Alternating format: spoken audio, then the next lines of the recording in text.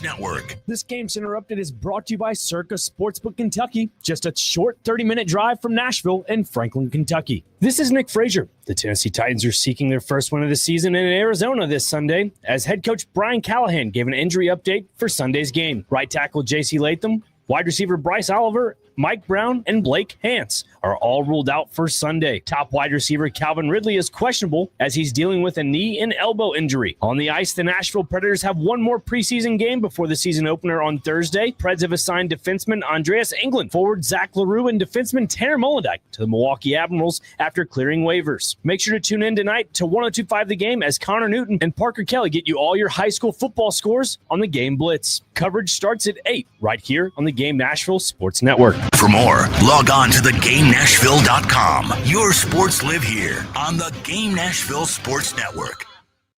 Your sports live here. WBUZ HD3 Laverne. We are the Game Nashville Sports Network. ESPN 94.9. The Fan.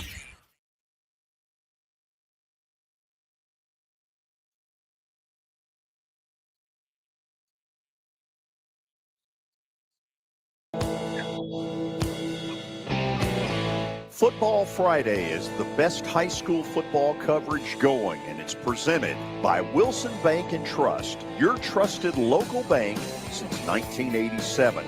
By Josh Houston and Associates, a one-source scholastic experience. By Star Physical Therapy, committed to serve. And by Metro Nashville Police Department, serving Nashville with pride. And now, let's get to the action. Hello again, everybody. Welcome in on a beautiful Friday. Gosh, it's hard to believe it's October. We've still got a little bit of a summer feel going. As you can tell in the background, we're at the Ford Ice Center in Bellevue. This being a football Friday, we're going to get right to it.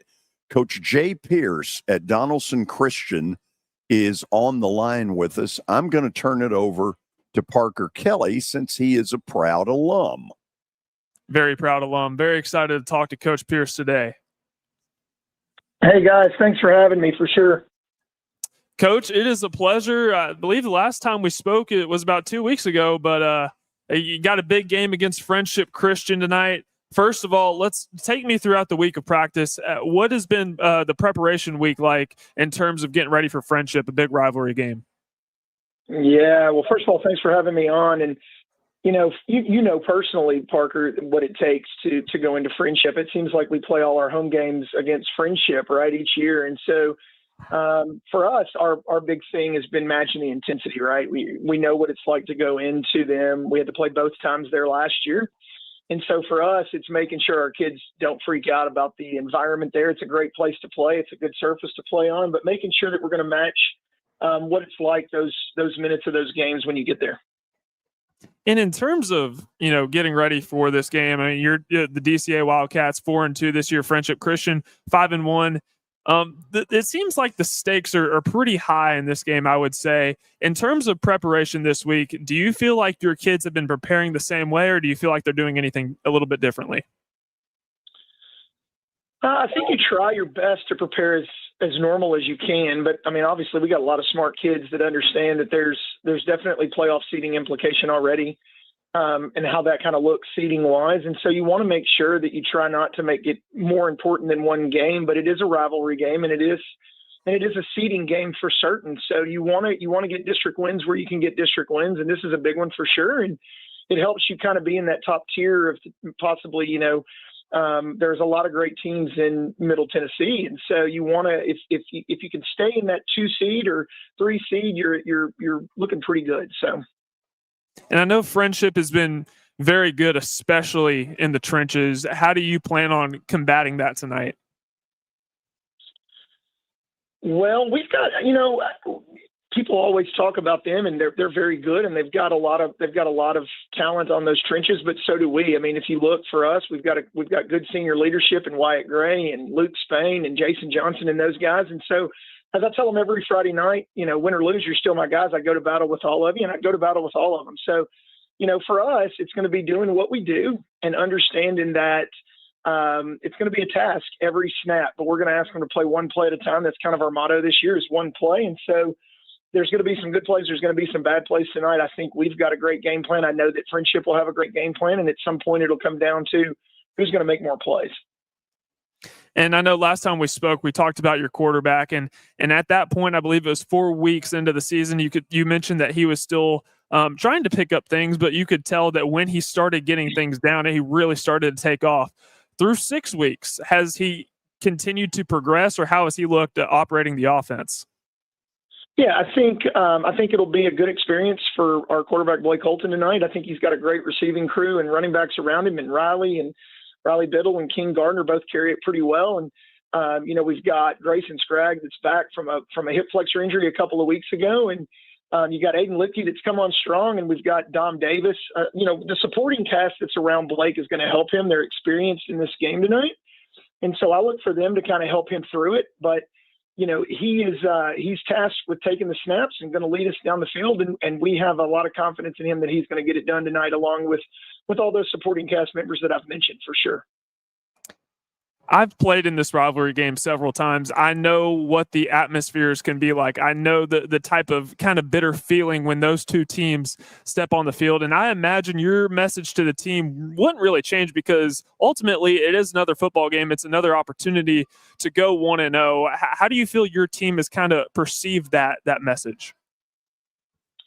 Yeah, I think for us, as well as anybody with being an alumni from DCA, that it's hard to not know that it's Friendship Week, right? It's a great rivalry. It's a good school. It's right down the road from us. So, we want to make sure that our kids not only understand that, yes, we want to go 1-0, but more importantly, we want to get a district win when we can, right? Or a region win. And so for us, it's going to be taking it one play at a time, making sure that we do what we need to do and not hurt ourselves. And I don't think anybody's good enough to play from behind the sticks multiple sets and multiple times on Friday night. So if we can limit the amount of mistakes that we're going to make and take advantage of turnovers if we can get them, then I think it should be an okay night.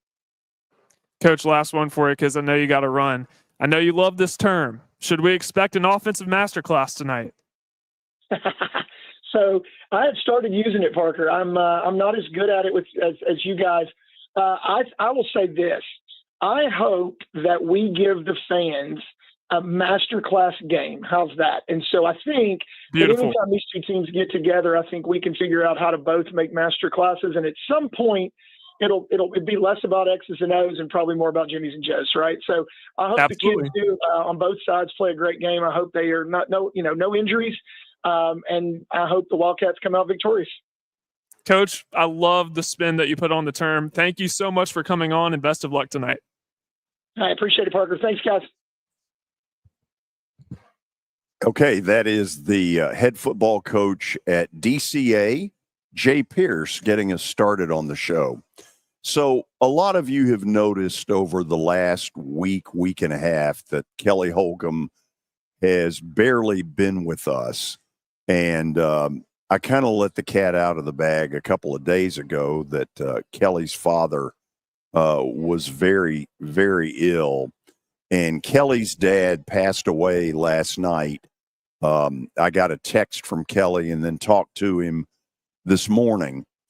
First of all, I would ask all of you, keep Kelly and his family in your thoughts and prayers. I didn't know his dad, but I know his dad raised a heck of a son. Kelly and I give each other a lot of crap on the air, but the truth of it is he has been an incredible sidekick. I have been so blessed over the years with people like Joe Biddle and Willie Donick and Watson Brown and now Kelly Holcomb. And I don't take that for granted. My heart goes out to Kelly because I know what he's been going through over the last week and a half. And my instructions to him have been very simple. You take care of family business first.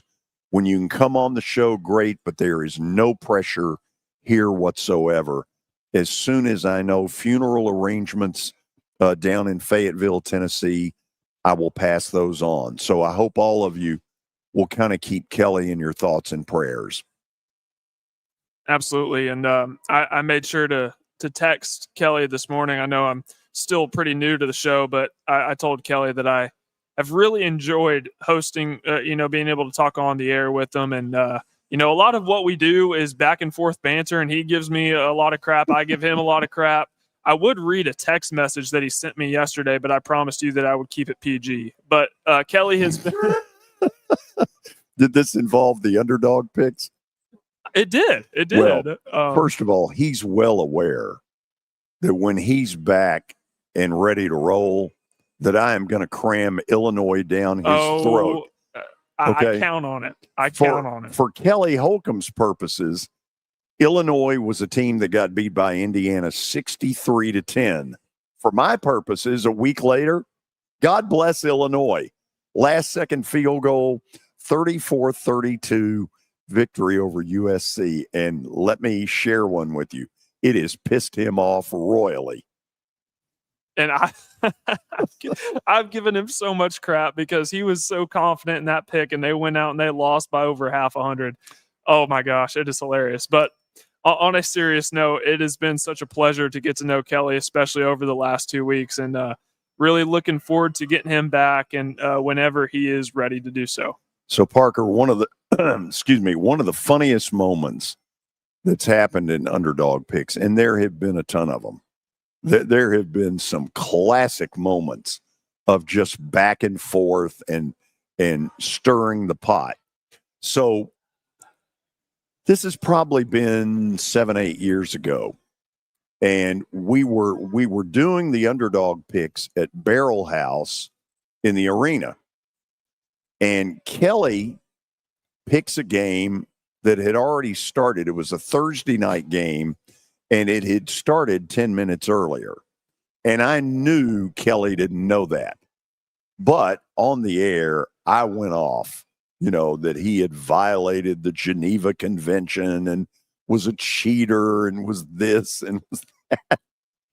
And I'll never forget, we had a phone call afterwards where I was like, look, I know you didn't know, but there was no way I wasn't going to take advantage of that. Right. And that's so much of the fun of the underdog picks is not necessarily whether you win or lose. The truth of it is people get more of a kick out of underdog picks when I go like 1-15. All of a sudden I've got this pristine 4-2 record. Well, that is so not the way I've been over 30 years. And so you heard them all yesterday going, yeah, that's great. It's the start of October. He's not going to hold it. No, that's the best part about it, because when you're right, you can take your victory laps. You took your victory lap over me after Illinois beat USC, and I thought you would be wrong. I mean, that's the great part about it. But when you're wrong, I mean, you hear it. You hear it. The other funny thing is the emotions when you're able to pick somebody that somebody else has targeted as their biggie. And yesterday, it was hilarious with Chuck McDowell. And I called Chuck after the fact, and I said, I got you, didn't I? He's like, I could have killed you.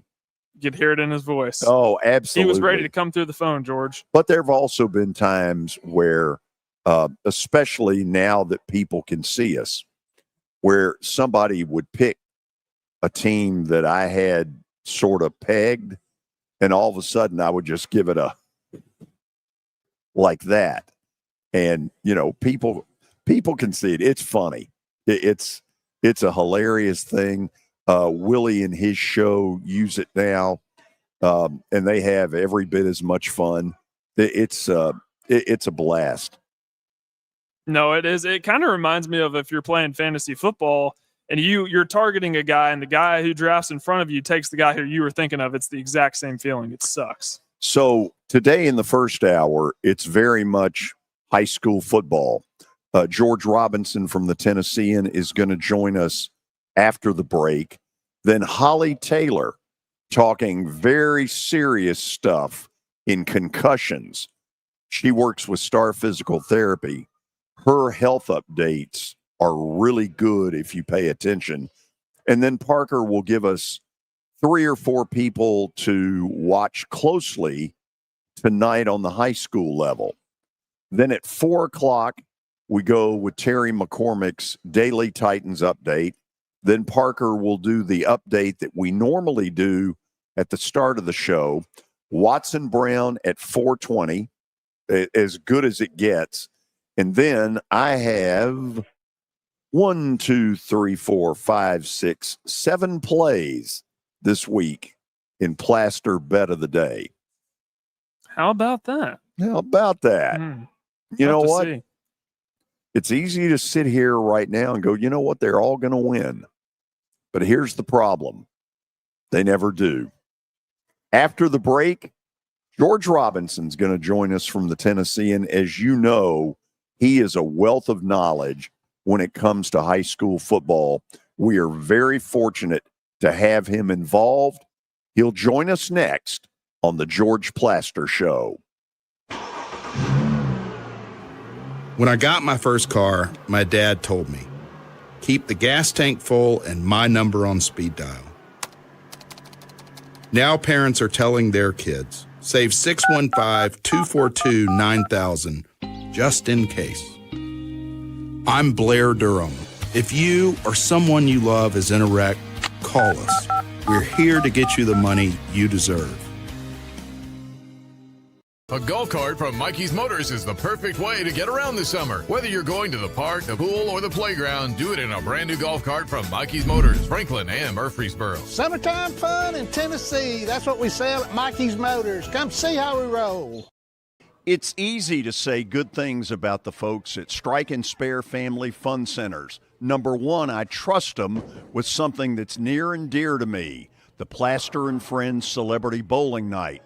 But more importantly, I see the fun people have. They enjoy the bowling. They enjoy the camaraderie, and you will too. Come by any of their locations and get ready to have some fun.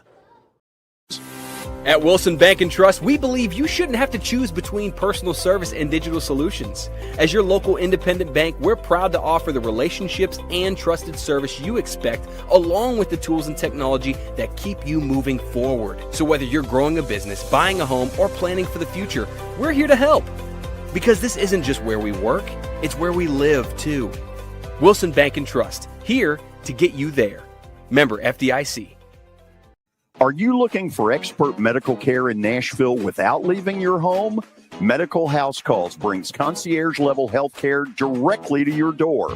Whether you need urgent attention, ongoing primary care, revitalizing IV therapy, or medically guided weight loss, our experienced providers are just a phone call away at 615-838-2375 or go online, medicalhousecalls.com.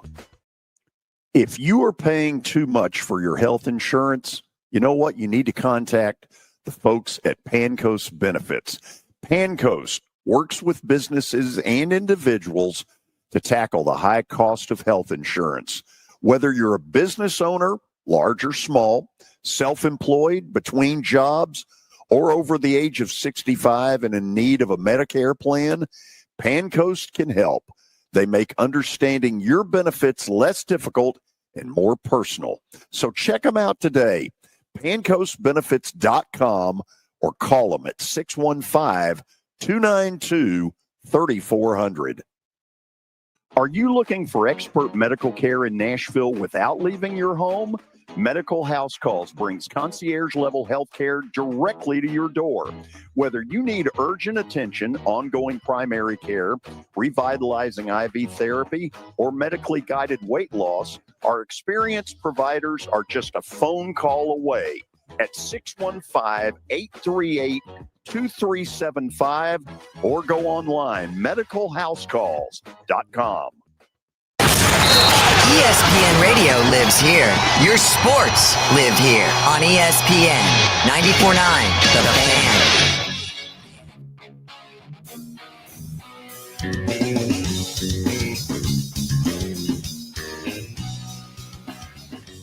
Well, the weather is going to be great tonight. I mean, it has been amazing. Thus far, fall really has not entered the picture unless you're out there later in the evening. So tonight should be dry. Conditions ought to be perfect. We bring in George Robinson from the Tennessean. He flat out can talk this stuff. George, thanks for doing this. How are you? Doing good. This first question is going to be very self-serving. So here goes.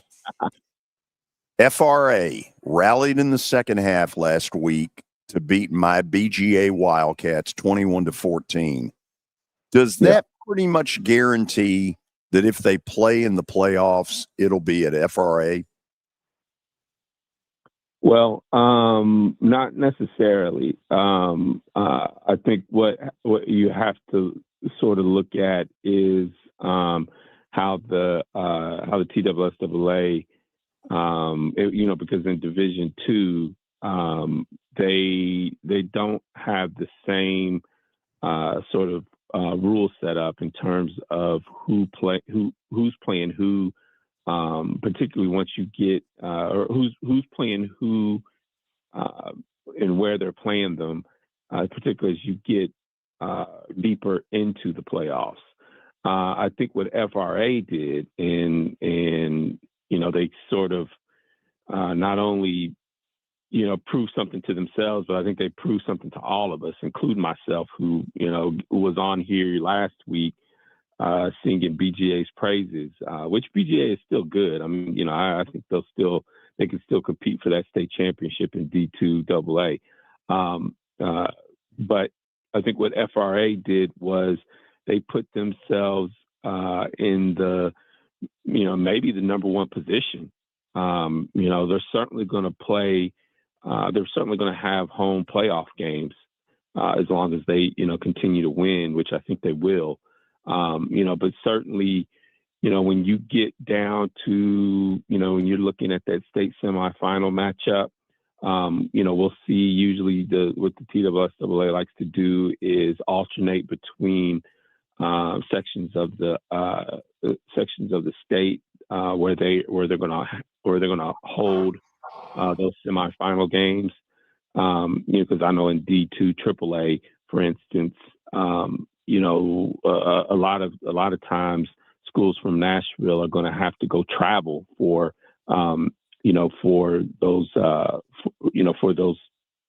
those games. So once you get into the semifinals, and you could have a perfect record. You could be 11-0 or 12-0 going into that semifinal game, and you still may have to travel. So D2 is a little bit of a different setup. I was completely shocked at how well FRA played defensively throughout the game, not just in that second half, but just throughout the entire game, to hold a team that was averaging, around 50 points a game, like BGA was. I think FRA's physicality, the fact that they've already played a really strong schedule, it just really showed in that game, and they made me look like an idiot. So what do I know when I'm picking any of these games? I don't know. I don't know anything. So I like that. So I want to talk to you about CPA and MBA tonight, because in the backdrop of this little battle is Engel Martin. He's an MBA grad. He's had wildly successful teams at CPA. Suddenly, the MBA job is open at the end of last season. And truthfully, I haven't talked to Engel about it. Was he offered the job? If he wasn't, that's incredibly stupid. And did he just say, no, I've got a good thing where I am? I'm not privy to whether or not he was offered the job. My assumption, and it's just, me speculating, I think, it would be, I don't think NBA would have done their due diligence if they hadn't offered him that job. Just because, like you said, he's an NBA grad. He still has a tremendous amount of respect and love for that school. But I do think at the end of the day, for England, we did, when that job was open last year, we did reach out to Coach Martin and asked him about the possibility of him kind of shifting gears and going to NBA to coach there. But I think the thing that he has built at CPA would have made he's made it very difficult for him to walk away from that. And I know that their record this year isn't quite as good, and again they've had a heck of a schedule this year as well. But I just think that over the past 15 years or so that he's been with that program, I don't think they've ever I don't recall them ever missing the playoffs. I think maybe his first year they finished just under 500. Every year since they've been above 500. He's been to the past 7 state championships in D2 AA, and of course they're the defending champs in that in that classification. Now he's moved up to D2 AAA. But I just think what all of the things that he's built there, and the way in which he has, the way in which he's sort of grown comfortable there, it just would make it very difficult, to leave there and go back to NBA. Although, I think, let's say in 5 years or 6 years, if the NBA job is open and Coach Martin is still coaching, that he, maybe he would make that move at that point. I just think it would be very difficult, though. Just from the standpoint of, Ingles pretty proud at what he's been able to establish and create in terms of that culture and that winning tradition at CPA. During his years there. But like I said, I wouldn't put it past him to eventually go back to NBA. I just don't think it's going to happen anytime soon. Well, he should be proud. What he's done there has been terrific. Give me a really quick answer. Who wins that game and why? I think CPA wins it. I feel like CPA has been battle tested. I know, like I said, their record doesn't really show it, but they've been battle tested and they've played some really, really good teams really well. I'm still not quite sure about NBA, particularly their passing game, but I like CPA in this game. But again, I also picked BGA and to whoop up on FRA, and that didn't happen. So, like I said, what do I know? George, I wanted to ask you about Innsworth because they're coming off of a loss to Brentwood Academy last week. They're now 4-2 on the season. They play Knoxville Catholic tonight, who's another really good team in Division II AAA. How do you see that one playing out? Yeah, and then that was another game that I think I picked that was severely incorrect, was Innsworth beating Brentwood Academy. Brentwood Academy handled Innsworth really, really well. I do think Innsworth is a better team than probably what they showed last Friday against Brentwood Academy in that loss. I think that was like a 37-7 game, win for Brentwood Academy. I think Innsworth's a better team. That should have been a closer game. But for whatever reason, Innsworth just didn't have it that night. Brentwood Academy played really, really well. But yeah, you're facing Catholic and, Knoxville Catholic and the two things that stand out for Knoxville Catholic is Tyree King, that Tennessee, the Tennessee commit, who's the wide receiver there. He's one of the best players in the state. And Chaston Smith, who is his cousin, who played at Macaulay, he played at Macaulay before transferring to Catholic, for this season. So Chaston Smith is a Notre Dame commit, plays defensive back for them. Those are the two, outstanding players for them. They got a good quarterback in Bartholomew who likes to throw the ball. Coach Shad Owens likes to throw the ball, and they do a really good job at Catholic, and they've done it. And Coach Shad Owens has done a great job at kind of turning that program around, where last year they really struggled. This year, with the addition of Chasson Smith, they've kind of really turned a corner and put themselves in a position to be a potential spoiler in D2 AAA. So, that's going to be a very, very difficult test. So I think it's going to be a great game. I'm looking forward to really seeing some fireworks in that one. There's going to be a lot of talent on that football field. There's a lot of talent in general in the private school ranks. We just talked to Jay Pierce at DCA, and they have Friendship Christian tonight. I'm an alum of DCA. I know how bitter of a rivalry that is. DCA has Carson Sneed, the tight end who's committed to North Carolina. Friendship, they're really good in the trenches with Caden Buchanan, an inside interior guy. Do you think right now the feel is it's Nashville Christians to lose in that division, but do you think a team like DCA or Friendship could potentially compete for a gold ball at the end of the year? Yeah, I mean, I could see that. I don't think that's going to happen. I just think that Nashville Christian is that much better than pretty much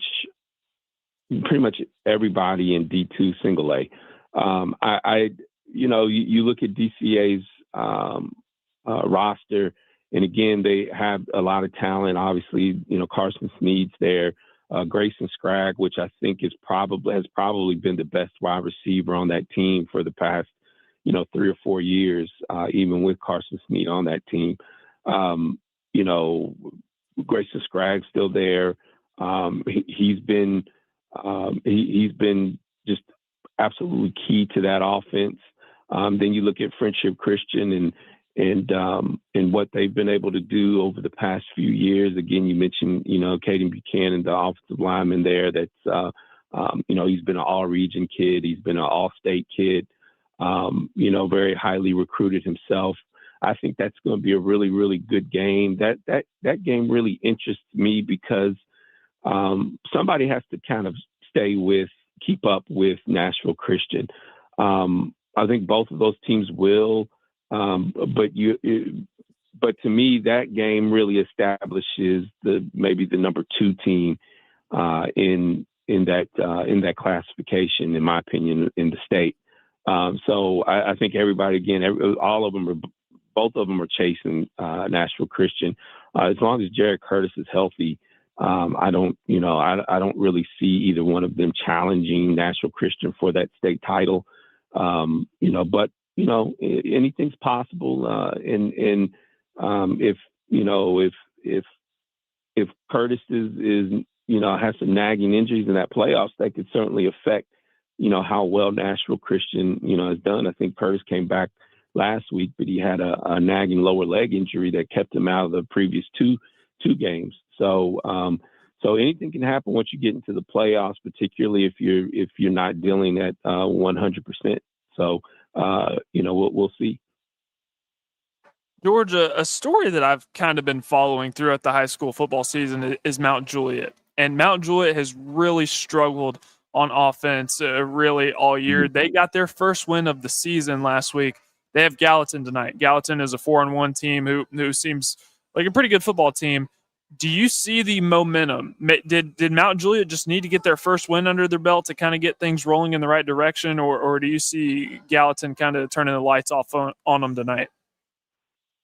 I think Gallatin's probably a little bit better team this year than Mount Juliet. You mentioned, Mount Juliet struggles. They have struggled offensively. Obviously, they really miss, the quarterback there. That was Tyler Travers. He graduated. He was their 6'4", probably about 210-pound quarterback who really carried that offense for them over the past few years and really helped make Mount Juliet go. But they don't have that this year. They don't have quite the depth of talent either on offense. And so I think that's why they have struggled offensively.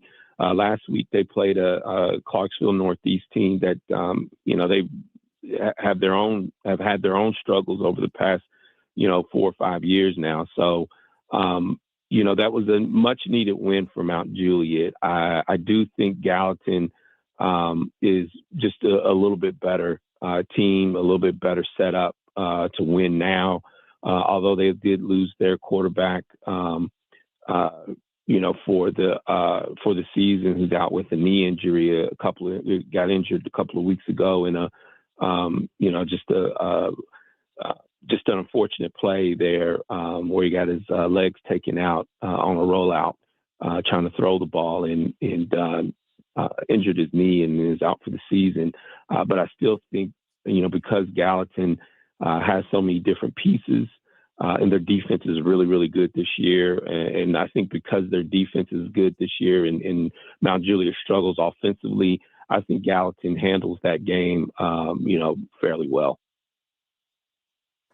George, you are a good man. Appreciate you taking the time to come on with us. You got perfect weather tonight. I know you'll be at a game. I'm going to be at one as well. Let's enjoy getting the weekend started right. I am all for that. And hopefully my picks will turn out to be true this week, today. Yeah. Listen, that kind of stuff makes fools of all of us. So don't give yourself too hard a time. Thank you. Talk to you. I appreciate that. Thank you for making me feel better.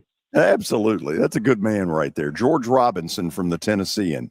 He really knows the high school stuff inside and out, and it's always nice to have him on. Okay, after the break, Holly Taylor, Star Physical Therapy, is going to join us. We're going to get into a conversation that when I was growing up was considered a joke. Well, it's no joking matter anymore. Stay tuned. This is the George Plaster Show. When I got my first car, my dad told me, keep the gas tank full and my number on speed dial. Now parents are telling their kids, save 615-242-9000 just in case. I'm Blair Durham. If you or someone you love is in a wreck, call us. We're here to get you the money you deserve. This is my buddy Stan Harrison from Apple Collision Centers. Recently, you've been talking to me about companies that have a fleet of trucks and they're always in need of repairs. That's right, George. We understand that nobody likes to deal with the auto body repair process. We try to simplify that at our 3 convenient locations. We work with all major insurance companies. We help to ease the stress of the auto body repair process. We're located in Old Hickory, Hendersonville, and Gallatin. If you need our services, please stop by and see us. And how convenient that we have that in the background. Now, seriously, these are good folks. They do really good work. Give them a holler. Sports and Social at Green Hills Mall is the new home for our Football Night in Nashville promotion. Their food is terrific. Their TV setup looks like a racing sports book in Vegas. And if you're a sports fan, you can't beat it. Starting September the 4th, we'll broadcast from Sports and Social every Thursday night. There's Pop-A-Shot, great football, and the chance to win a beautiful Mikey's Motors golf cart. See you at Sports and Social in Green Hills Mall. Venture Express has been helping people in this area for more than 40 years. They're headquartered in Murfreesboro with over 30 years of dedicated fleets involving production, manufacturing, and corrugated experiences. They're an asset-based company with over 700 tractors, 4,000 trailers, and 800 drivers. If you need their help, dial them up 615-793-9500 or log on to ventureexpress.com. Here's Officer Garen Hoskins for the Metro Nashville Police Department. The Metro Nashville Police Department is on the forefront of policing in this century, and I'm glad I'm a part of it. I'm glad I get to find other good officers, other future good officers. And if you're watching today, or you yourself or someone you happen to know is interested, join MNPD.com. Feel free to reach out to us because we need good officers, and it's a great city to work for.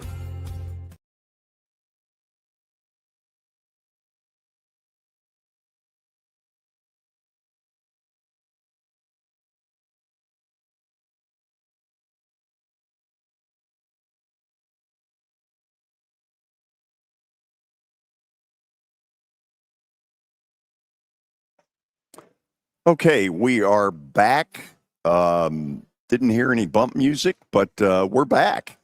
And with that in mind, we're about to be joined by Holly Taylor from Star Physical Therapy. The topic is going to be a really good one. And let's go ahead and bring her up. Holly, how you doing?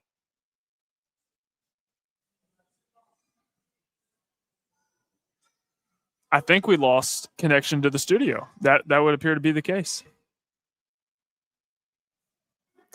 We're still on the air. We're still on the digital platforms, but 94.9 is not connected right now. What does that mean? That's why we didn't hear any bump music. Okay. And I got a text saying Holly Taylor was good to go, and then for whatever reason, we are no longer connected to 94.9. I will work on that behind the scenes. Well, let me just put it this way. If and when we ever do get Holly with us, the subject that we were going to discuss was concussions. Think back, especially to a group that's older and getting older like me. I grew up in an era where concussions were a laughing matter, and the term got your bell rung, and, you know, somebody's wobbling around and people are laughing. And there became a time at some point where there no longer was any laughing. And I don't pretend to know when that was or where that was, but it happened. And, you know, we're better off that somewhere people started paying attention. And all of a sudden, we started getting rules and regulations and independent people on the pro level watching to see if somebody was staggering and get them out before they could hurt themselves. That's an important piece of the whole thing. We're talking about myths and football. I remember when I was playing not too long ago, coaches would tell you to, when after you're done running sprints or something at the end of the practice and you start to bend over, and they would tell you to stand up. It actually came out that it's actually better for you, for your lungs, if you are kind of hobbled over after you're done running. So if we're just busting myths, that's another one. So where are we on the radio front? Their computer crashed back at the station, and they are currently working on that right now. So Well, that's why isn't we that can't hear. Okay. Do you have the ability to reach Holly? I can get Holly on. Okay. Then let's get Holly on here in just a second. Go ahead and take yourself off the air so that we can do that. And I'll just sit here and babble for a minute. Couple other games tonight that are worth noting. We mentioned earlier CPA and MBA, and this just in. That one's a guarantee to be something really special. Good Pasture at FRA is also a game that has a lot of value, certainly a lot of meaning for me, and then Knox Catholic and Innsworth. So that's a little bit of what we're doing as I'm stalling around, because I think we're about to get Holly Taylor in here by way of whatever, by way of podcast form. I'll get the signal here in just a second. And my stalling is about over. As they say in the baseball business, the tarp is on the field, time only has been called. Okay, I'm told that Holly Taylor is with us. Holly, thanks for your patience. Absolutely. How are you doing today? I'm good. So I kind of led everybody into where we're going with the concussion stuff. In your opinion, what caused the football world, the medical world to say, look, this is no longer you getting your bell rung. This is serious stuff. Yeah, and that would be just the great advances in science and us being able to really see deeper inside of the brain and realizing the structures that are actually involved with classifying as someone having a concussion. So we're going to spend not only today, but next Friday on this as well, because it is such an important deal. So now you see on the pro football level scenarios where an independent person up in the press box will radio down to the crew chief, hey, 38 in red is wobbly. Get him out before we play anymore. Are they sort of the leaders that's prompted the lower levels to kind of do this as well? I think that's a little bit of it, but also I think it's also been a trickle up effect where the NFL is realizing that having people on staff to do that job and them having the ability to afford it and get those type of people in there is really proving to be very beneficial. So for those who don't know, and frankly, I don't know, what's TSSAA protocol? So TSSAA protocol is that, if you get hit in the head or, if you take a big body blow and you have at least one or more symptoms of a concussion, then you are removed from play. And then either a healthcare provider, an MD, DO, nurse practitioner, PA can do a sideline evaluation, or someone like an athletic trainer. We're usually going to be first defense. We're going to evaluate that person and see whether we think, this might really be a concussion or not. If we deem that we're probably on the concussion side, then they enter concussion protocol, and they are not allowed to return to play until they see either a MD, DO, or a neuropsychologist, all with concussion training. And that has to be filled out on the TSSAA 2-page concussion form. So here's a stupid question. You ready? What exactly is a concussion? Great question. So what we know with science now, the neurons are the cells in the brain that transmit all the electrical signals that make your body do whatever. Move your arms, move your legs, breathe, all those kind of things. Inside that neuron is ions, specifically potassium, and that is what is used to kind of tap the next guy on the shoulder. So if you imagine 100,000 of your best friends lined up, once you get your electrical impulse, you're going to tap the next guy on the shoulder, and then the same thing is going to happen. So that's how that electrical impulse works through the body. And so part of that process is energy is used to replace that potassium in the cell to make it function properly. And that's why they talk about sugar and carbs being so important for athletes. Your brain loves sugar, right? So the mitochondria, if we all remember back to science class in 3rd grade, remember the mitochondria, right? No, so not really. I think I flunked it. Right. Well, that mitochondria, it has a very important role. So it takes that sugar and it converts it in what's called ATP. ATP is the energy that your brain uses to repair itself, function, all those things. So that part is very important. So when you get a concussion, we call it the neurometabolic cascade, right? You either get hit in the head, or, if you see that wide receiver that's kind of running one way, he doesn't see the hit and somebody slams him from the other side, your body and your head are still kind of getting those rotational forces. And what happens immediately is if it's enough force that causes stretching or tearing inside of the neuron, then it's not going to work properly anymore. You're going to have a decreased blood flow that occurs in the head. And that potassium that helps make that neuron work, will start to leak out and calcium leaks in. Well, the mitochondria, they do not like calcium. That calcium leaches in there, and all of a sudden now they can't make that ATP as good as they did before. And so what you have going on is wherever in the brain that is occurring at, because we know now with science that every part of your brain kind of has a different job, wherever you're having that interruption at is going to be where you're displaying your symptoms. So it could be visual, it could be balance, it could be memory, so that's why we see the symptoms that we do.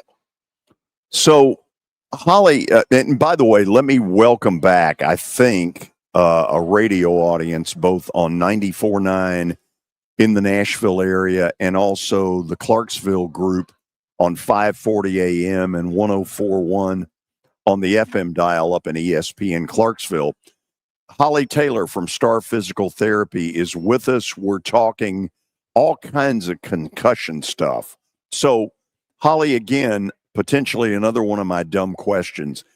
Is it a wives' tale that if you get a second concussion, that's worse oftentimes than the first one?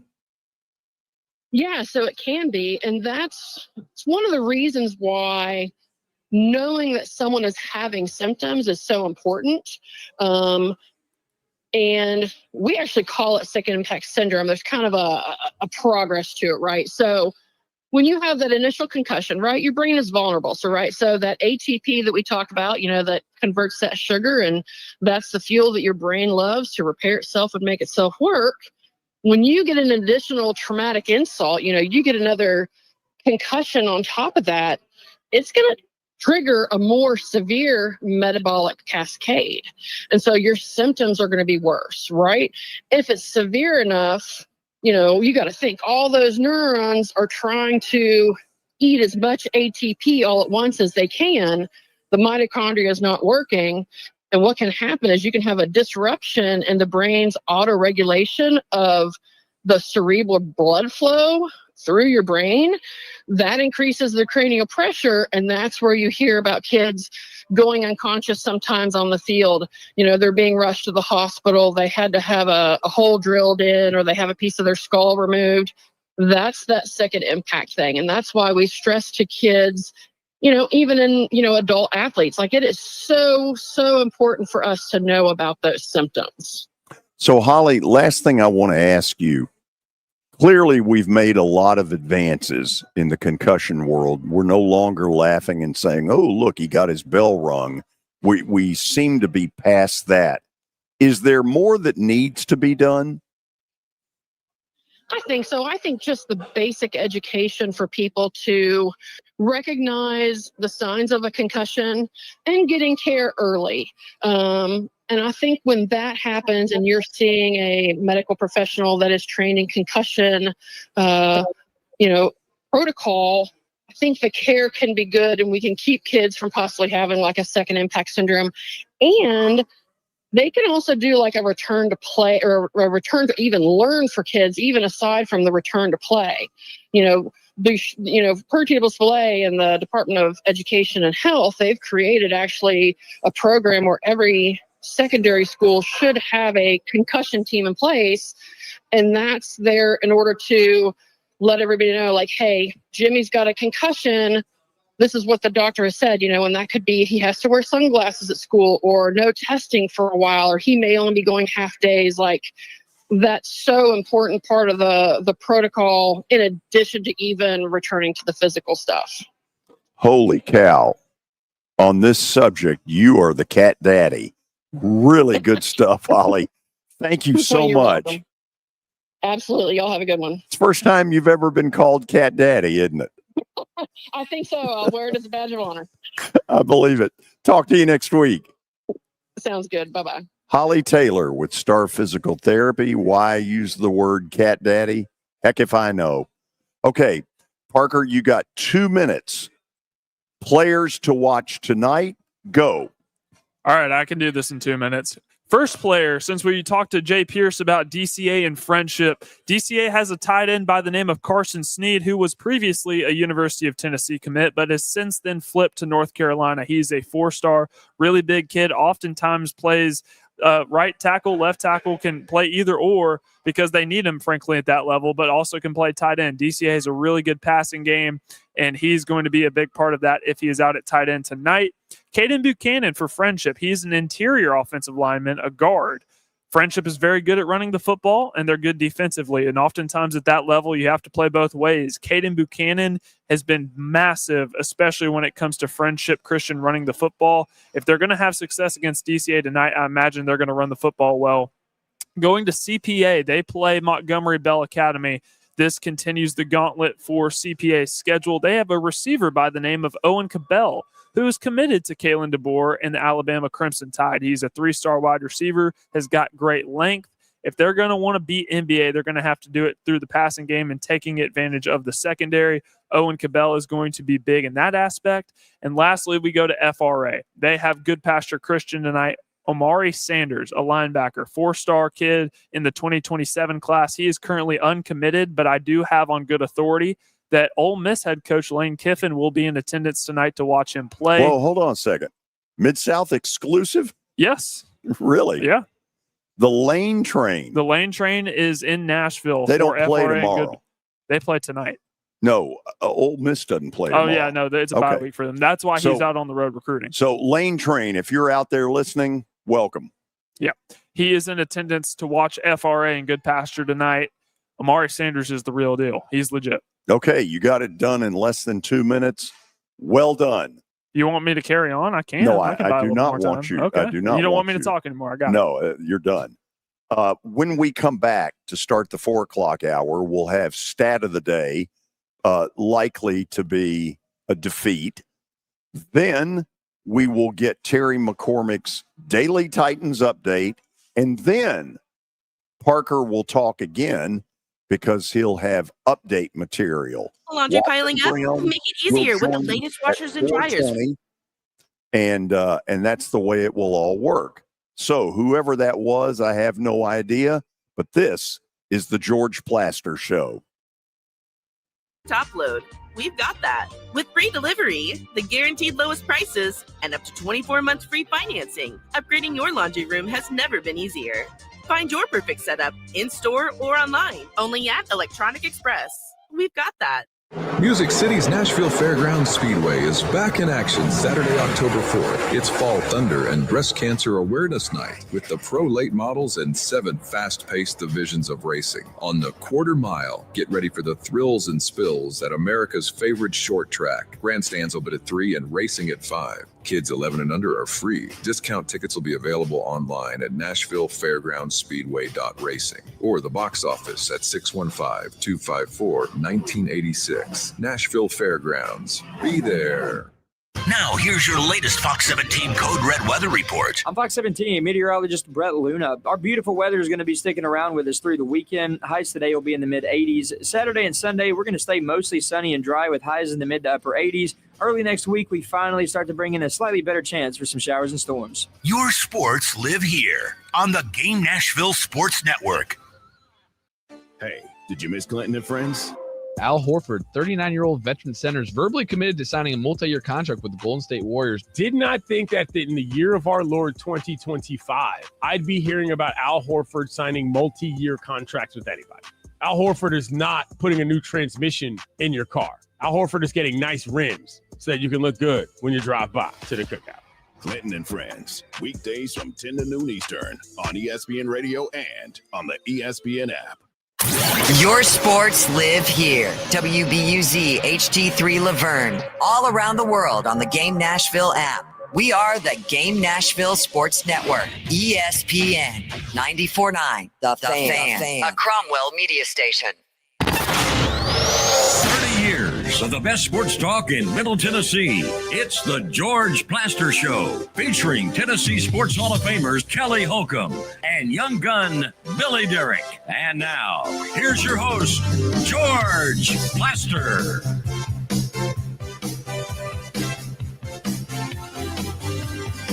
Our stat of the day is brought to you by Apple Collision Center. Oh, gosh. I have a hard time pronouncing this name. Don't be very careful with that name. Sometimes my southern accent backfires on me. George, would you like to pronounce it so I don't have to? When I got my first litter. There we go. His 12 strikeouts are the most by a Yankees pitcher in his playoff debut. Whose record did he break? I don't really know, although I'm sure trying to think about it. But you know what? We've got Terry up there. Terry was nice enough to join us before 4 o'clock, which is when we were supposed to come back. And Terry, yes. First of all, congratulations. Let's put him up here. and then let's force this question down his throat. Can you redo the question? Sure can. Terry, there's a lot of pressure on, by the way. All So right. our stat of the day. Oh, gosh. Cam? He knows. Yeah. I'm not even going to try to pronounce his name because I know I'm going to botch it. His 12 strikeouts are the most by a Yankees pitcher in his playoff debut. Whose record did he break? Ooh. Wow. That's a good question. In his playoff debut, I'll go with the Gator, Ron Guidry. You know, that's probably a pretty good little guess. Ron Guidry went 25-3 in 1978 when the Yankees came from 14.5 back to force a one-game playoff against the Red Sox.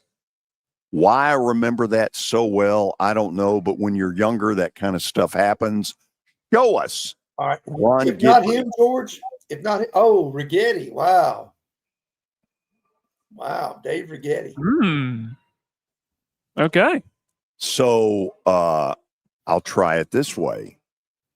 Terry, yes. If you can't get it wearing that nasty hat, how was I supposed to get it?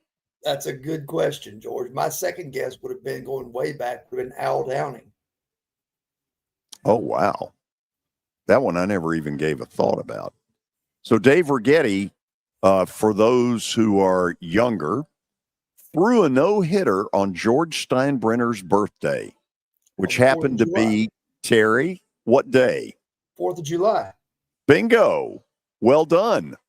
1983, Righetti. And then to reward him for that, they converted him to a closer the next year. And he was pretty lights out, wasn't he? He wasn't bad. Wasn't bad. So you go to Toronto now, and who do you start in game one? That's a good question. I don't know. Did Fried pitch a lot for the Braves on short rest at any point, George, or no? Yeah, and it wasn't particularly good. I don't think I would hope that's not their option.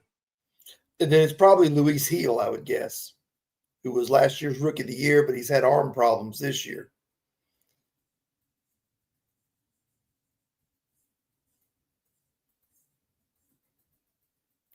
George, you went mute on me here.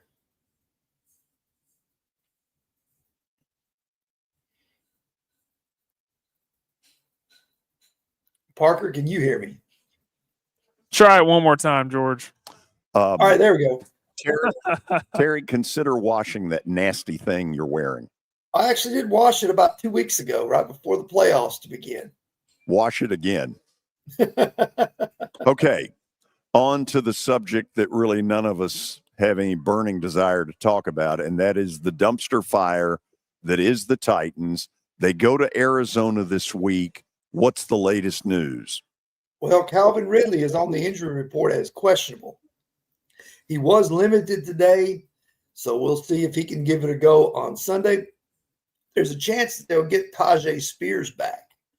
So he's been on injured reserve. They'd have to activate him and open up a roster spot for him, but that is a possibility. And also it's possible that Kevin Winston, who's been listed as doubtful for their first 4 games, was upgraded to questionable. So there's at least a chance that maybe he could see his first action.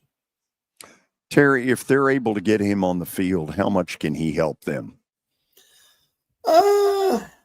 Probably not a whole lot at first.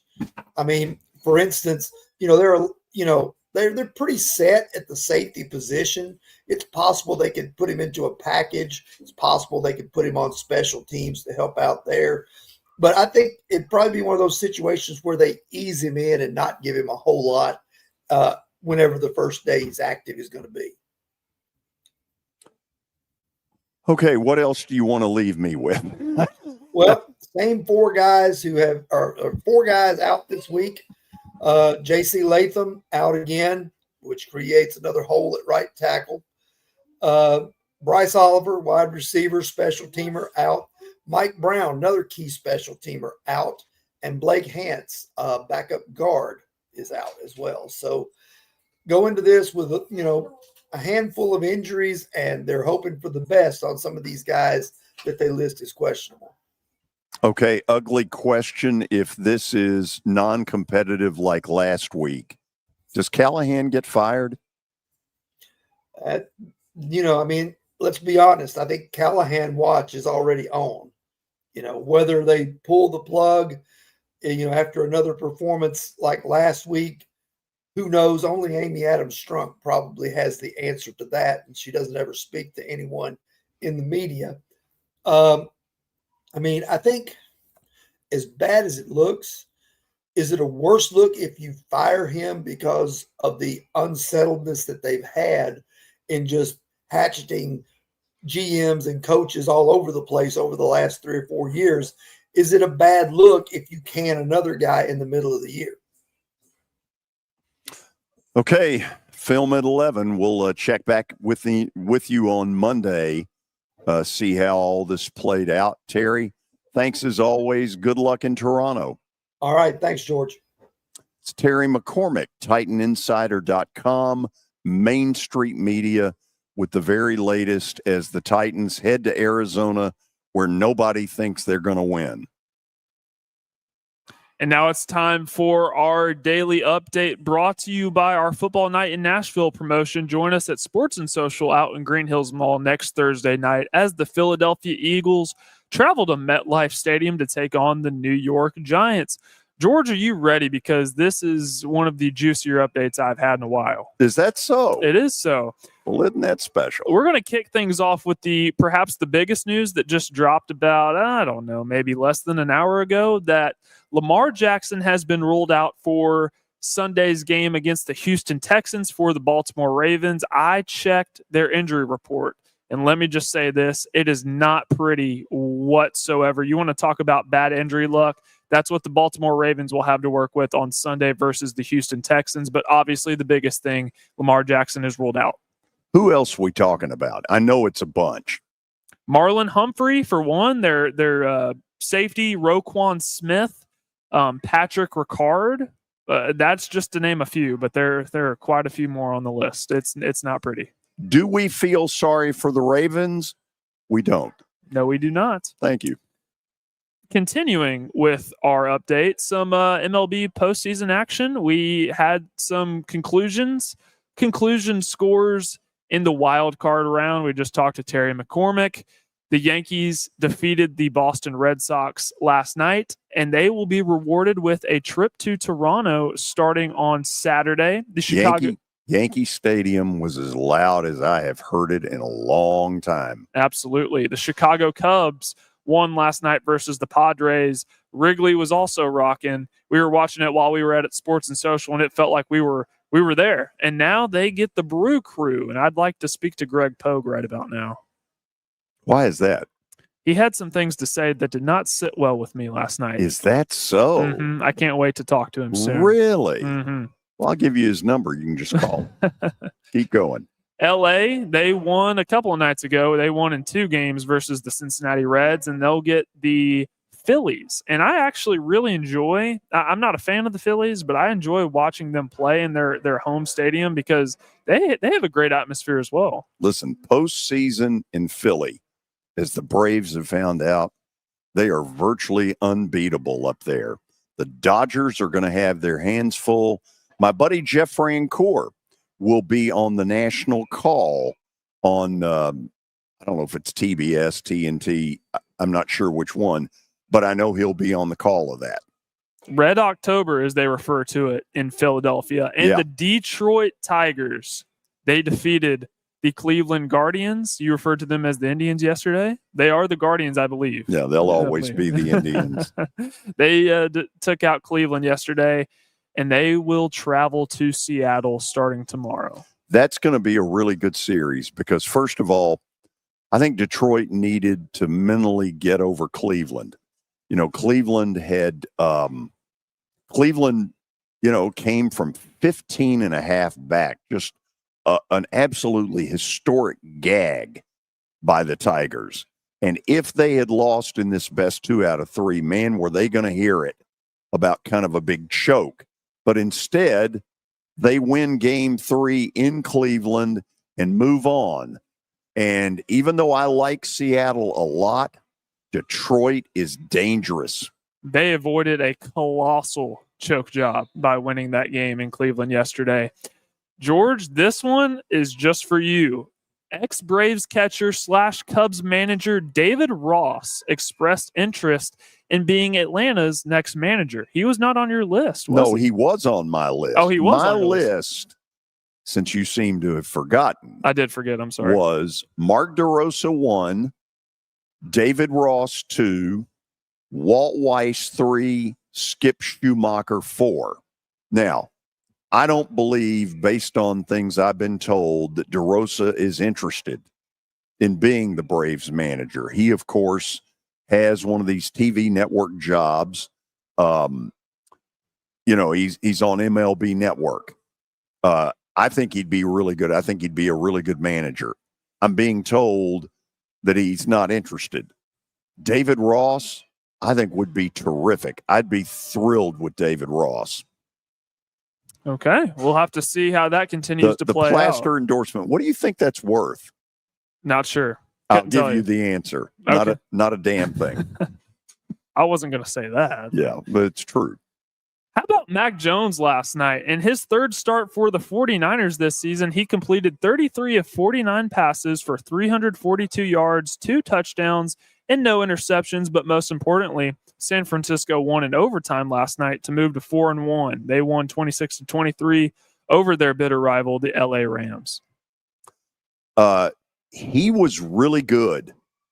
This is, first of all, I think getting him out of New England, where he had some real goofballs for offensive coordinator types. Remember, this was Belichick's goofy idea of having Matt Patricia as an offensive coordinator. And so this poor guy didn't get taught very well. He goes to San Fran, where Kyle Shanahan is up at the top of people as teachers of offense. And you know what? It looks like it. He looks very comfortable. He played really well last night. He looked about as good as Brock Purdy looks in the offense. Yeah, I mean, there was very little difference. Look, when you can win in the NFL, and in particular, when you can win on the road with a backup quarterback, you've done something pretty special. That's a good team that they beat. That's a good win for the 49ers. Despite all the injuries, and we know how storied that Rams defensive line is, and yet they still got the win on the road. It was on the road, but it still looked like it was pretty split between fans that were there. Looked like a lot of San red. Fran had a bunch of them. Yeah, absolutely. J.J. McCarthy has been ruled out for a third straight game. Carson Wentz is expected to start once again, but it does get quite worse as the Vikings will be without 3 starters on their offensive line. They're without 4, including their backup center. So they're playing in London versus the Cleveland Browns. Again, it's the Browns, not exactly the best opponent, but still you consider all the attrition for the Vikings, and it may be tough sledding. Carson Wentz has had a weird career. How many teams has he been on? That was one of our stats of the day, wasn't it? Philly, Rams, Minnesota, Indy, Kansas City. Now Minnesota. You're forgetting one. Yeah, whatever. Washington. Yeah, that was a cup of coffee. The Bucs will be without running back Bucky Irving. He's expected to miss up to 2 weeks. Panthers are without running back Chuba Hubbard. He's not expected to play versus the Dolphins, so just a couple more injury notes. Okay, we done? We're done. Okay, good. After the break, a man who can flat out talk this stuff, Watson Brown, to give us his thoughts on a week in college football where the slate has nowhere near as many big games, but the big one involves Vandy. We'll talk about it next on the George Plaster Show. When I got my first car, my dad told me, keep the gas tank full and my number on speed dial. Now parents are telling their kids, Save 615-242-9000 just in case. I'm Blair Durham. If you or someone you love is in a wreck, call us. We're here to get you the money you deserve. That will make sure you have a good time. So don't wait. Go have some bowling fun at Strike and A golf cart from Mikey's Motors is the perfect way to get around this summer. Whether you're going to the park, the pool, or the playground, do it in a brand new golf cart from Mikey's Motors, Franklin and Murfreesboro. Summertime fun in Tennessee. That's what we sell at Mikey's Motors. Come see how we roll. Here's Officer Garen Hoskins for the Metro Nashville Police Department.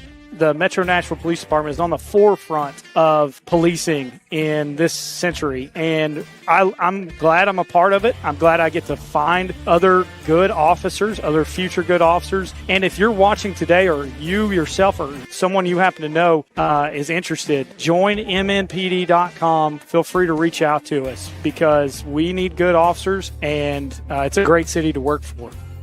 Star Physical Therapy was established in 1997 with one great mission: to serve. If you're hurting, don't wait to receive physical therapy. You don't need a referral to see their physical therapist, and early morning and evening appointments are available. Make the call to 615-673-1420 and get rid of that pain. Star Physical Therapy, the official health provider of Football Friday.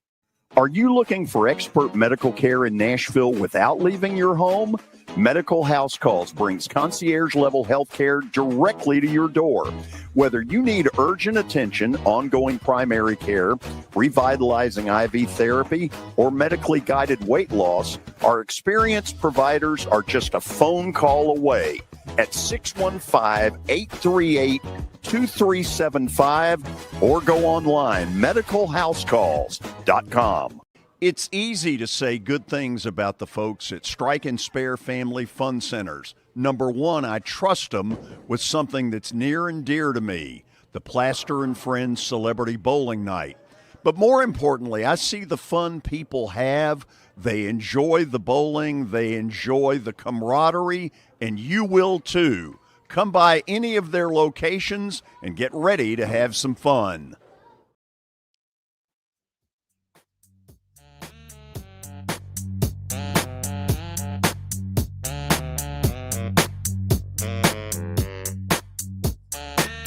Okay, we are back on this Friday afternoon. There are some games tonight. One of them's Delaware, Western Kentucky. Let's see, South Florida plays this evening. You've got New Mexico and San Jose State. You got BYU, West Virginia, and San Diego State against Colorado State. Waiting on Coach Watson Brown, who is now with us. Watson, how are you? George, I'm great. How are you doing? Doing good. Doing good. Boy, how about this weather? Good? Yeah. Yeah. It's been a great week here. Still a little warm, but really can't fuss. I mean, it's been a great week. Oh, yeah. So you know where I'm going right off the bat. You and I share an alma mater. And going back to when you were a player, when I watched you as a little pup, you like that, don't you? Little pup. Little pup. Little So here's what I want to ask. So this is new territory for Vanderbilt football. In my lifetime, I cannot remember a scenario where Vanderbilt football was involved in the game of the week, and they were a big reason why it was the national game of the week. Do you worry that they've never been on this kind of stage before? No, not with the quarterback. It just don't phase him, and he's rubbed off on everybody. And I can just envision him standing up tonight in front of the whole team and pumping them up and walk in there absolutely believing they can win the game. So he's He's the reason that won't happen, in my opinion. Okay, then let's try this a different way. There are a lot of people really curious about what's going to go on. They've now seen that Alabama at the top of their game is capable of going to Georgia down in Athens and winning. So Alabama appears to have fixed a lot of problems. So there's this curiosity of, number one, can Vandy compete on the road at 2:30 in the afternoon? Can Vandy go so far as to be right in it at the end? And if they do happen to win in Tuscaloosa, then what? What does this say? Well, all that will be answered in about 4 hours' time. So starting about 2:30 tomorrow. Vanderbilt's style the game will be close. They're going to play 8 SEC games, and every one of them will be within touchdown 10 points or so. Their style of play, they don't snap the ball till 2 seconds or so on the clock. They're going to score points against anybody as long as the quarterback stays healthy. And so they're going to be in games. They will be in this game tomorrow, and they will have an opportunity in the fourth quarter to still win the game, in my opinion. And I think Alabama is the one that's going to be tight because they didn't slow this bunch down last year. And I keep reading everything about where they say we weren't ready to play. That had nothing to do with it, not in my opinion. They had no clue how to stop this style of offense. None. So now they've had a year and they've had this week, and to figure out how can they stop this. They're the ones that are tight, and they also know. And George, back in the day, and you were a basketball player, when there was no clock of any kind, and you play these slowdown teams in basketball, it would wear you out in a patient way. And you would, when you'd get the ball, you'd want to go so fast, and you'd end up just missing a quick shot, and they got the ball back, and here they go again. And that's what Vanderbilt does to you. And Alabama has got to prove they can stop this bunch. And then Alabama's going to have to score in the 30s to win the game. Vanderbilt will get in the 20s, I think, all year long, as long as the quarterback's healthy against these SEC teams. You're going to have to score in the 30s, and you don't get as many possessions as you do in a normal game. So I think the bunch that's going to be tight is going to be Alabama, not Vanderbilt. I think Vanderbilt will be very, very into it, loose, and let's go win the game. I mean, they have set themselves up, George. If they leave this game with a win, they've got 7 left, right? No, they'd have 6 left in the SEC, and 4 of those are home. So this is a huge football game for them. They honestly will be put close to the top 10 if they win this game, and they're most definitely in a playoff picture. So I can't ever remember a game any bigger than this for Vanderbilt. And in a lot of ways, any bigger for Alabama, because if they lose this game, they're pretty much done, and they're really going to catch it. I mean, they're going to get eat alive. Oh, yeah. So you have made some incredibly good points that I want to kind of piggyback off of. You're right about one thing. When they played here a year ago, defensively, Alabama was clueless. They had no idea what was coming. So is this a deal where we're going to find out that their coaching staff has spent a lot of the off season, a lot of the summer months trying to hone up on what is Vandy doing that gives everybody all this trouble? They better have. Because if they didn't, it's what Pavia said, if we play good, it won't be close. He'll be right. He will be right. Because being a coach and watching that game last year, and I'm sitting there going, I can't believe Alabama's playing these guys like this. And they couldn't take dive quarterback pitch, George. And being an old Alabama team that grew up all the Alabama guys and the old teams growing up in the wishbone, and you don't know how to take dive quarterback pitch, they better spend all the off season working on this, because they only see it once. That's the thing that happened when the wishbone came into play. You didn't see it but once a year. And then all of a sudden everybody starts running it, and now it gets easier to stop. Now you don't see Vanderbilt's style very much at all anymore. Very much at all. There's very few people doing this. I can't name one right now that's running this style that they're doing, with slowing the pace and making you take dive quarterback pitch on every play like they do. And that simplifies coverages when you have to do that.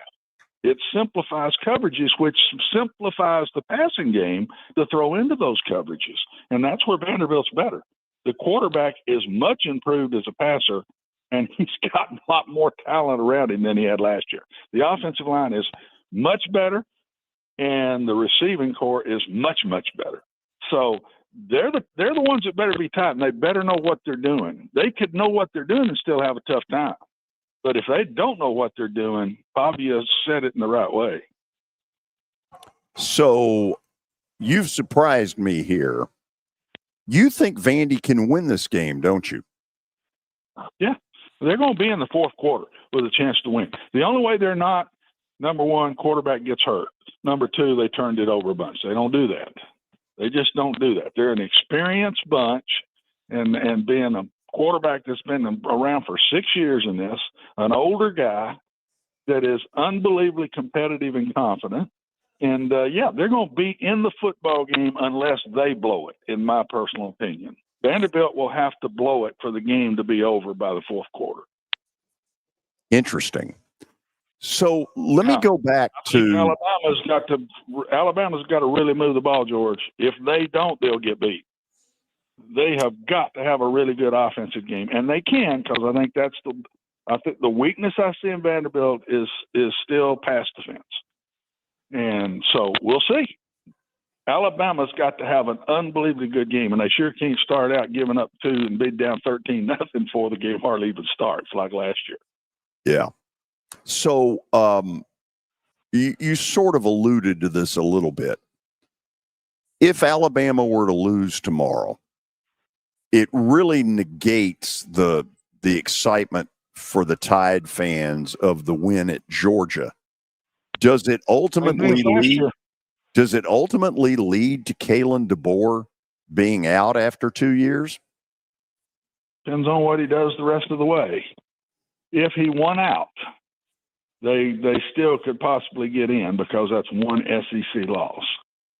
So with the way the thing's set up now, with more teams in the playoff, you're not done. In years past, you'd be done if you lose this game, because that's 2 losses and an SEC loss at home. So, but not anymore. So Alabama can get back on. He's going to catch grief, but I don't think he'd be gone. No, I think that they're going to give him his due through the year, and if they went out, then I think they would get in again. I think they'd be one of the teams to get in. So Watson, until this season, really the only time we had ever seen Ty Simpson was in that game where Saban was pissed off at South Florida, where they won, but you could have fried an egg on him.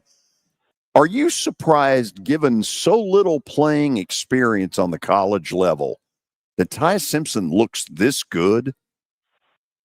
Not at all. I said in the summer, George, and I thought I said on your show, maybe it was a different one, but I picked him as one of the top quarterbacks in the league, that he would have a great year. And I've been pulling for him. I coached his daddy, so I've got a little bit of prejudice there. Jason, his daddy, who's the coach at Martin, was a quarterback at Mississippi State when I was there. And I've gone against his daddy, being in the OVC for many, many years. So I'm pulling for him. He's one of those guys, to me, that hung around, which don't ever happen anymore. I would love for a guy that hung around and didn't leave for money or playing time or whatever, and waited his turn to do really, really well. And he is. But he's got to show it tomorrow. I think he's taken over the Alabama team. Watching him in the Georgia game and his emotions and everybody clinging to him during the game when it got tough. And that last series where they had to make a first down to win the game. And that throw he made on that play where they kind of start him one way and reverse him and hit a guy in the flat, That is a much harder throw than anybody thinks. That thing should be batted down. You can't throw it straight to that guy. You got to throw it around him, over the top of him, something. You can't just throw a natural throw. He made a great throw to a back that's not played in a year, and it was where he could catch the ball and make that first down. I think he will play well tomorrow, and my prediction has been all week, which quarterback plays the best could win this game. When it all comes down to it in the fourth quarter, and I think Vanderbilt will be there unless they blow it, in the fourth quarter, which quarterback plays best in the fourth quarter is going to win this game. Great stuff on that. Watson, you were just talking about your prediction. I'm going to give you a prediction that I think you'll find some humor in. Tennessee has the week off, but they get Arkansas next Saturday, and I believe that Bobby Petrino will attempt to go through the Giant T on a motorcycle.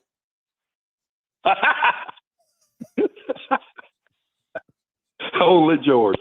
Only George would come up with that one. I can envision that, can't you? Yes. And who will be on the back of that cycle might be the question. Oh, my goodness. We don't need to go there. So, no, we're not going there, are we? No. So let me ask it seriously. Number one, is he the right guy for the job after this year? And I'm just curious, because you've been an athletic director. If you're sitting in that seat, who is the right guy at Arkansas? Man, I don't know. But as much as the guy, make a commitment. Make a commitment to be one of the better teams in the SEC. That's what's wrong with Arkansas. They have not made the commitment. They have not stepped up the plate in a lot of ways, and that's just the inside things that I hear. And make the commitment. If you don't make the commitment, you're not going to get a top dog. You may end up giving it to Petrino if he were to do well. I just don't think they're good enough on defense, George. I don't think his coaching, as much as they just don't have the players. They don't look like they run very well on defense. And boy, they look slow against Notre Dame. Yeah. They look so slow. They gave up 40-something at Ole Miss. I get that. But to go home and they couldn't get off blocks. So I just can't see Arkansas. If they went 500 the rest of the way, I think that would be a miracle. But make a commitment. And if they do, they'll get a top-line coach from somewhere. Because everybody loves the SEC if they feel like they've got the power and the money and all the pieces to do it. Okay, let me see where you're coming from on that commitment part, because clearly Calipari's getting whatever he needs on the basketball side. Are you saying that football is not getting the NIL money they need? I don't think they're giving coaches the salaries they need. I don't think they're getting the NIL money that they need. I don't think they're up in the facilities. They sit on what they've had. They had nice facilities, and now you got to keep up, man. You got to keep going. And that's what I see right now. I just think there's a lot of things that there needs to be dollars put into. That's the way I see it. We'll see what happens. Okay, real quickly. Florida State good enough to win at home against Miami? I don't think so. I don't think so. It will be a great game to watch. It's too bad. No, that's a night game, isn't it? So I will get to it. It's the other one that, what is it? That's on Texas and Florida, right? At the same time as Vanderbilt, Alabama, I think. Maybe I'm wrong about that. But do you want me to get you a second TV? I've got a second one, but I'm not sure I need an electrician to come and hook it up. Might be the biggest problem I got. And I would not fit there, would I? I think Miami's pretty good, George, and it's like a little bit like Vanderbilt. They've won games now, and they're kind of more confident than I've seen them in latter years. And the quarterback right now is playing lights out. Florida State is capable of winning the game. I just don't think they'll get it in the end. Again, I say it this way. Miami doesn't play well. If they lay it on the ground and do some things, okay. But if they both play well, I think Miami's the better team. Watson, I I have an interesting candidate for the Arkansas job that I think would work out tremendously if it were to happen. And I've been on this train for a while, and I've seen it start to pick up a little bit of steam. But how would you feel about John Gruden at Arkansas? John Gruden, in my opinion, would go anywhere and excite everybody. That's just John. How good he do, I don't know. He's been out. He's not been on the college level. But you know what? I'm not sure that matters anymore, because the college level now is about like the pro game. I mean, you who are you going to pay the money to, and how much you going to give them, and how much you going to pay that left tackle, how much you going to play that cornerback. Can you outbid Tennessee for that kid? Can you outbid Alabama for that kid? So maybe these pro guys can come in and do it. I think John Gruden would on an SEC program would excite the fan base big time. And if that's what they're hunting, and he has won ball games, so that would not be a bad hire to me. But I don't think John would take it unless he sees he's got all the pieces. Watson, we have late word that he was spotted at a truck stop near Knoxville. You're on a roll today, ain't you, boy? I am, aren't I? Maybe he's the one on the back of the cycle with Petrino. Oh, that's beautiful. Here's what we got now. Here's what our future is. That's beautiful. Parker, do your best. I don't know if I could follow up this conversation right now. I'm going to try my best. It was a good first question. I'm going to try my best. All right, so you did good. It was the two idiots that got involved after that. Watson, I've been going through these scores or the schedule for tomorrow. Texas and Florida is a matchup that intrigues me because I feel like if you were to give Florida Texas's schedule, Florida would have the exact same record as Texas. Texas has 3 wins over cupcake opponents. Arch Manning has struggled. He hasn't looked like the Arch Manning that the media has hyped him up to be. Texas is very undisciplined. They have a lot of penalties this year. And when you go to the Swamp, when you go to Gainesville, that doesn't make a team more disciplined. Do you see Florida giving Texas fits tomorrow? Yes, and whoever's quarterback plays the best is going to win the game. Neither one of the quarterbacks have played well at all year long. Quarterback play, if Pavia was at Florida, they're undefeated. If Aguilar was at Florida, they're undefeated. Their quarterback play has been so bad that they just cannot come close to winning. They're there, they're in games, but when you don't have quarterback play in today's world, you're not going to win games. And not only has he played poor, he's turned the ball over. And that's been Texas's problem too. So I think both are really, really good on defense. And I think just watch the two quarterbacks. Whichever one plays best gets out of there with a victory tomorrow. What drives me crazy about Florida is DJ Lagway is still very talented despite the struggles this year, but they throw the football so much when they could rely on. They have one of the better offensive lines, I think, in the SEC. They have running backs that are capable of running the football. They have aliens at wide receiver. They're getting one of them back tomorrow who's a true freshman. Why spend so much time throwing the football when you can kind of play point guard a little bit and distribute to some of your other playmakers? I don't know the answer to that. I think back about Langway when he went to Knoxville. Was it last year? And played lights out. They ran the ball well. He ran it some himself, and they just have not done anything well. But I go back to when your quarterback is not playing well and there's absolutely no confidence in him and no confidence in the play caller calling the plays to him, you would think they might get a little more conservative, but they also turn it over, and then they're behind, and it's just been – he has played worse than Manning has played, but he's played against much better competition. But he's probably been the most disappointing quarterback in the country. Can he turn that around tomorrow? Florida's team tomorrow, that game is the season for Florida. They win that game, they could pop back up and be a problem and finish out pretty good. But if they lose tomorrow, man, I don't know. And it's amazing. I said the Alabama-Vanderbilt game will come down to quarterback play, two really good ones going.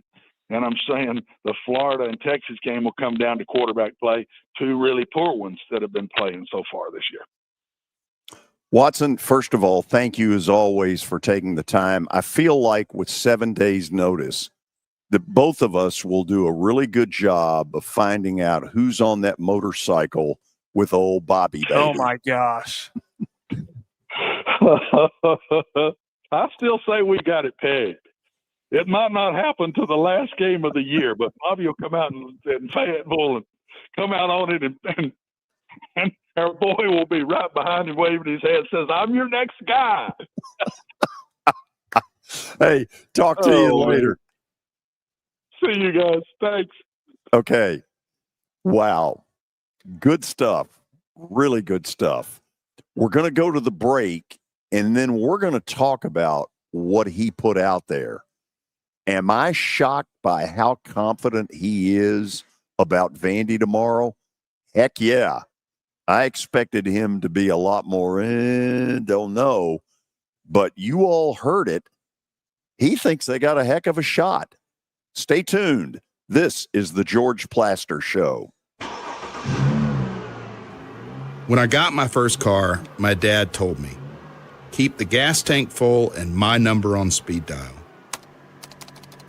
Now parents are telling their kids, save 615-242-9000 just in case. I'm Blair Durham. If you or someone you love is in a wreck, call us. We're here to get you the money you deserve. Sports and Social at Green Hills Mall is the new home for our Football Night in Nashville promotion. Their food is terrific. Their TV setup looks like a racing sports book in Vegas. And if you're a sports fan, you can't beat it. Starting September the 4th, we'll broadcast from Sports and Social every Thursday night. There's Pop-A-Shot, great football, and the chance to win a beautiful Mikey's Motors golf cart. See you at Sports and Social in Green Hills Mall. As the trusted premier custom home builder in Middle Tennessee, Donnelly Timmons has over 20 years of experience in the industry. Whether you're looking to build your dream home or renovate your current home, their team will ensure that every client and every remodel is unique, luxurious, and completed on time within budget. Founders Dustin Timmons and Joey Donnelly have over 25 years of construction experience in the Nashville area. Together, they have completed projects in Forest Hills, Oak Hill, Green Hills, Franklin, and Brentwood. Dustin and Joey believe that communication is the most important aspect of all construction projects. Therefore, they personally manage each project themselves and are involved in job site activities on a daily basis. Their commitment to quality and integrity has earned them an outstanding reputation among their clients. Contact them to set an appointment for a free consultation or to view some of their completed projects. Give them a call at 615-456-7983 or log on to DonnellyTimmons.com. Convenience and value, two words that we expect when we do business.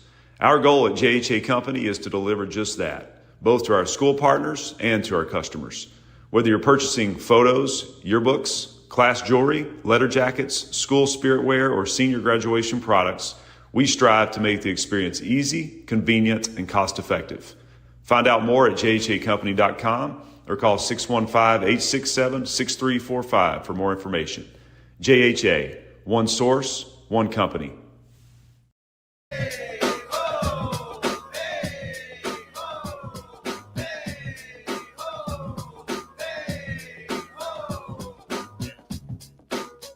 Okay, we are back on this Friday afternoon. So some of you who were listening, you heard Watson Brown.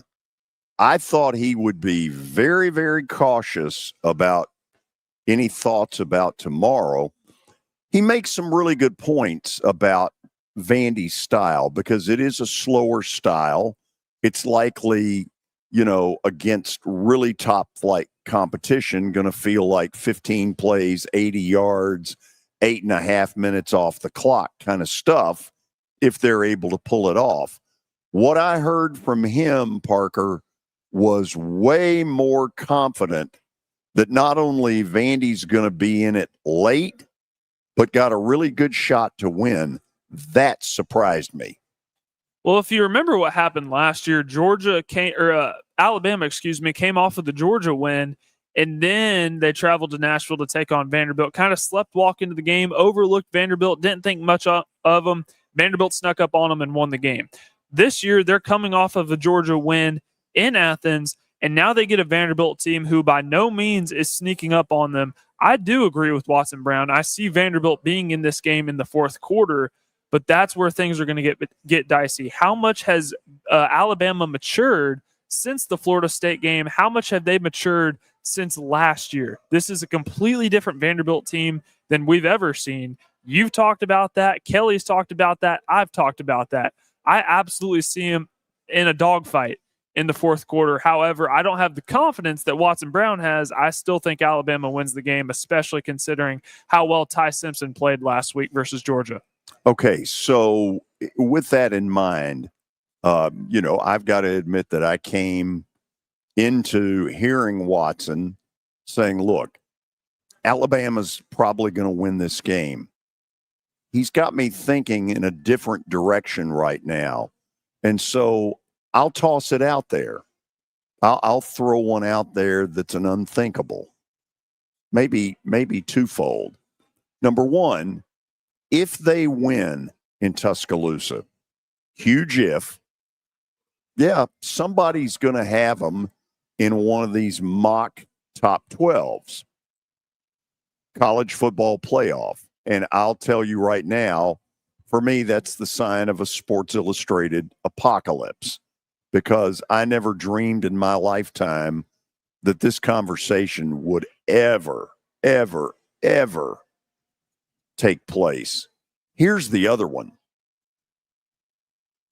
If they were to win tomorrow in Tuscaloosa, then you're going to start hearing more talk that Diego Pavia should be invited to the Final Five for the Heisman Trophy. And whatever it is you think about him, and frankly, what I think about him is great player, needs to quit yapping. But I will ask this question. For all of the other people who are quarterbacks who will be invited to the Heisman Trophy ceremony, could any of them have Vandy in the position that Diego Pavia has them? And my answer is no, not a one of them.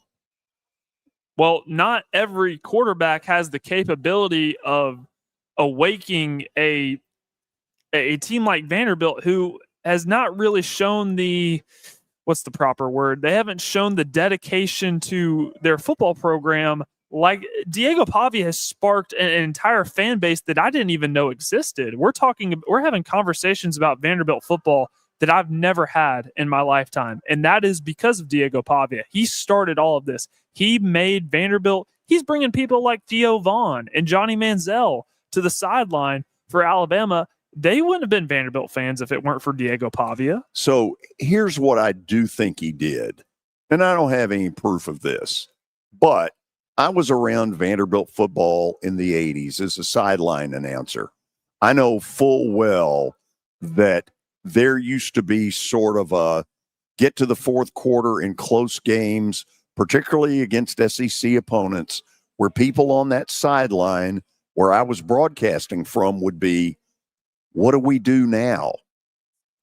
We've never been here before. What do we do? But the fact of it is, this group has answered every test, okay? About the time you say, well, Virginia Tech wasn't as good as they have been.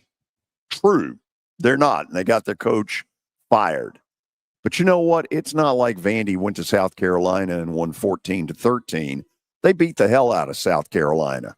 And at the end, that stadium was completely empty, 31-7. That kind of got my attention of, whoa, what's going on here? It's because they're not little old Vanderbilt anymore. Diego Pavia is he's the face of the team. Their identity is they want to reach into your chest and want to grab your heart and rip it out. That's what they want to do. This is an emotionally mature football team. If you look at their offensive line, it's guys that have been there 4 or 5 years. This is an old football team, and they have the emotional maturity to understand the type of environment they're walking into with College game day being in town. Nationally, we're talking about Vanderbilt football. They have the emotional maturity to, we don't care about that stuff. We just want to go and we want to take a sledgehammer to Alabama. That's their mindset. I'll admit, Watson's optimism caught me a little bit off guard. We ready to go plaster bet of the day? Sure. Let's go for it. Okay. Let's see what we had last night. Our bets of the day is brought to you by Bart Durham Injury Law, recapping what has happened throughout the week. George is now 50, 52-2 so far. He had under 45 in the game, in the Rams 49ers game last night, and that did not happen. They scored 49. Yeah, 49. Quick math. But we had the Yankees. Have the Yankees. You kind of forgot that. I went straight to the loss, didn't I? Yeah, you did. Seems like maybe Billy taught you something there. Okay. All kidding aside, here we go. One game tonight that I'm going to take, and let's talk about it. San Diego State is a really solid football team. I don't think Colorado State is. I think one team's at one level and the other is at a considerable level below. It's one of the late night Friday night games. I'm saying take San Diego State minus the 6th. Two really good football teams in game number 2.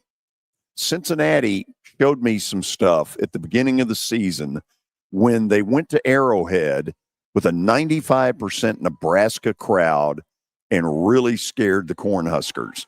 On the other hand, Iowa State is solid as a rock.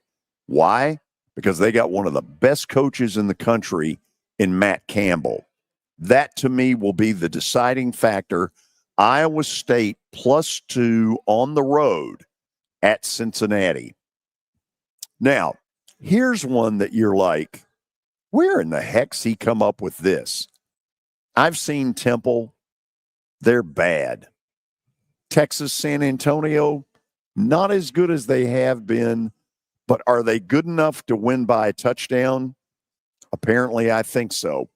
I'm taking Texas, San Antonio minus the 6.5. Now, let's get to the fourth game. Maryland is the home team. They're a 6.5-point dog to Washington. Excuse me there. And the question I have is, why? Maryland ripped into Wisconsin a few weeks ago, and admittedly, Wisconsin might be a little down. In fact, down enough that Luke Fickell starting to get on the hot seat. But you know what? Maryland at home, undefeated on the year, and Washington coming into play at 11 o'clock in the morning. I'm going Terps. I love that pick. That's my favorite one of your picks so far. Well, that's wonderful. Thank you. I'm so pleased. That's another one of your West Coast team travels to East Coast specials right there. Yeah, but you poo-pooed that a week ago. I did, but I'm not poo-pooing it this week. Why is that? Because I think Maryland's a lot better than I don't know why they're not ranked. Honestly, they've been playing some really good football behind their true freshman quarterback. Undefeated. Mm-hmm. So the other game of the day, besides the Vandy, Alabama game, is Florida State, Miami in Tallahassee. If this game is in Miami, I don't think Florida State's got a prayer. But because it's in Tallahassee at Doak Campbell, I give them a puncher's chance in this game. They're going to need a little help. Miami is clearly the better team, but by how much? And given a home crowd in Florida State, I don't know that they're going to win, but I think they cover the 4. Okay. I like that. Now let's go to the 2 pro games. Carolina, not that they're any world beater. Miami played the best football game they've played all year, but at the same time, they lost their most dangerous weapon in Tyreek Hill. And I think on the road, That's going to show up some. Carolina at home, not by much, but Carolina +1 will rule the day. All right. Now, let's go to the last one, which is a 2-team teaser. Buffalo -2, 2.5, 3, whatever your bookie has it at, against New England. Please. Yeah, New England's better. Mike Vrabel is a good football coach. But are they at the class to go in and play right to the wire with Buffalo? I don't think so. I don't think anybody else thinks so. I think this is one where Vegas has a number that's about 3 too few. That Buffalo should be a double-digit favorite in that game. It opened at 7.5. The betting public has pushed it to 8.5, 9. And you know what? This is one time I think the betting public is right. Now, to the other game, Arizona and the Titans. The Titans are bound to play better than they did a week ago. You can't play much worse. Will it be good enough at Arizona? I don't think so. I don't think any of you think so. I think this is a scenario of, okay, is it a close loss or is it a blowout? And if it's a close loss, are there screw-ups in coaching that stop the Titans from having a chance to win? Because let's be honest, they had a chance to win in Denver until Brian Callahan's decisions down on the goal line at the end of the first half. That simply cannot happen out in the desert if they got any chance to win. Those are my plays. I sold them good, didn't I? George, I'm not picking the Titans to win a game until they actually do it. Yeah, I think that's basically where I'm going with this, which is if New England can win outright at Buffalo, more power to them. If the Titans can win outright in Arizona, more power to them. Do I believe it's going to happen? Heck no.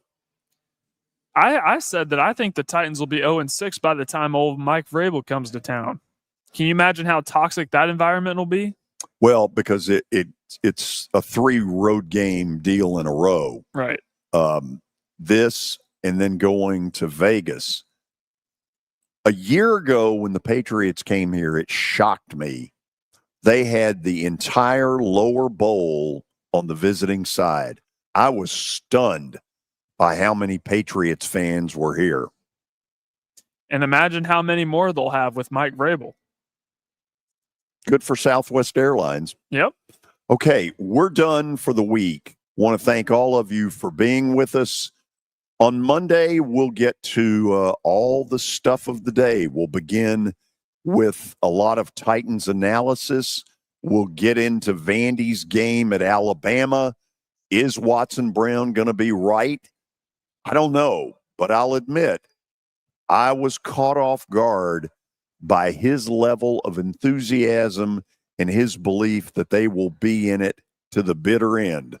It's going to be exciting to watch, and it's also going to be interesting to see how many casual football fans turn that game on, right? Yeah, I'm interested. I know I have some friends up in Chicago who are pro sports fans, but will they be watching Vanderbilt? Will they be talking about Vanderbilt? We'll have to wait and find out. Who knows? We're done for the week. All of you have a great weekend. See you on Monday. Now, here's your latest Fox 17 Code Red weather report. I'm Fox 17 meteorologist Brett Luna. Our beautiful weather is going to be sticking around with us through the weekend. Highs today will be in the mid-80s. Saturday and Sunday, we're going to stay mostly sunny and dry with highs in the mid to upper 80s. Early next week, we finally start to bring in a slightly better chance for some showers and storms. Your sports live here on the Game Nashville Sports Network. This is the energy of the Acura RDX. The energy